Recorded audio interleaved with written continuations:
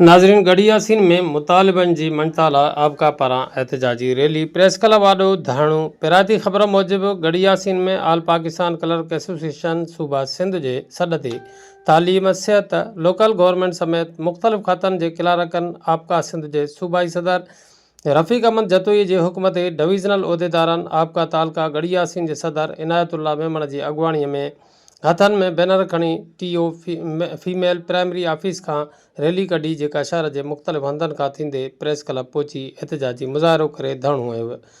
उन मौक़े ते तालका सदर इनायतुल्ला मेमण, मोहम्मद नवाज़ सबायो, अली हसन शेख, गुलाम कादिर खोखर, बकौला उन्नड़, बाकर अली मंगी, अब्दुल आदी काज़ी, सोबो खान जतोई, अब्दुल वहीद मुग़ल ऐं ॿियनि सहाफ़ियुनि सां ॻाल्हाईंदे चयो त डिघे अरसे खां हथ वठी मुलाज़िमनि जा जाइज़ मसइला हल नथा कया वञनि।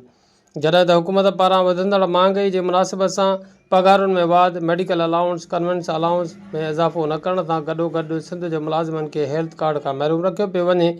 हिननि चयो त मुलाज़िमनि खे रिटायर थियण खां ग्रुप इंश्योरेंस ऐं बेनिफिट फंड पिणु नथो ॾिनो वञे, जेका मुलाज़िमनि सां वॾी नाजाइज़ी आहे। हिननि जो चवणु हो त फ़ौती कोटा वारे पॉलिसीअ ते हिन वक़्त ताईं को बि अमल नाहे कयो वियो ऐं मुलाज़िमनि जा स्केल रिवाइज़ नथा कया वञनि। हिननि चयो त नाइंसाफ़ी जी एतिरी हद आहे जो सिंध जे समूरनि सरकारी खातनि में जूनियर क्लारकनि, सीनियर क्लारकनि ऐं असिस्टेंट खे प्रोमोट करण लाइ DPC नाहे विहारी वई ऐं अकाउंट्स कैशियरनि खे हिन वक़्त ताईं 15 स्केल खां महरूम रखियो वियो आहे। सिंध जे कचनि मुलाज़िमनि खे हिन वक़्त ताईं पको नाहे कयो वियो, जॾहिं त नॉन प्रोमोशन पोस्टुनि खे टाइम स्केल खां पिणु महरूम रखियो वियो आहे, जंहिं अमल जी सख़्त लफ़्ज़नि में मुज़म्मत कजे थी। हिननि वधीक चयो त आपका पंहिंजा मुतालबा मञण लाइ संदरा ॿधी मैदान अमल ते निकिती आहे। मुलाज़िमनि जा जाइज़ मसइला हल न थियण ताईं असांजी जिदोजहद जारी रहंदी, जॾहिं त मुलाज़िमनि सां थींदड़ कंहिं बि नाइंसाफ़ीअ खे असां बर्दाश्त न कंदासीं। मुलाज़िमनि जे हक़नि लाइ असांजी जंग जारी रहंदी।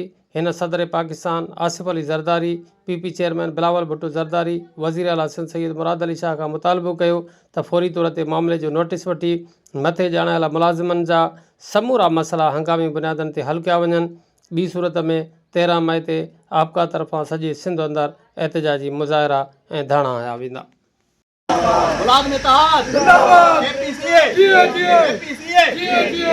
भूखे मर गए खा गए कुत्ते, भूखे मर गए खा गए कुत्ते। चीनी मांगी, गोश्त मांगो, तेल मांगो, आटा मांगा, रोटी मांगी, भूखे मर गए खा गए कुत्ते। APCA, नारे नारे आपका, नारे नारे आपका, नारे नारे आपका। जतोई साहब जन क्लार्कनि जे मुतालबा जे हासिलात लाइ अॼु खां तारीख़ जो ऐलान कयो आहे। तारीख़ जो मक़सदु असांजो इहो आहे त महांगाई जेका चोट चढ़ी वई आहे, महांगाई आसमान सां ॻाल्हियूं करे रही आहे।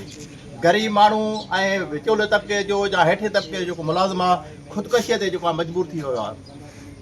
जीअं त जॾहिं जेको तेल जेको वधियो आहे 400 रुपया लीटर, उन सां जेको आहे सो समूरियूं जेके बि शयूं आहिनि उहे तमामु जेको आहे सो माना महांगियूं थी वियूं आहिनि।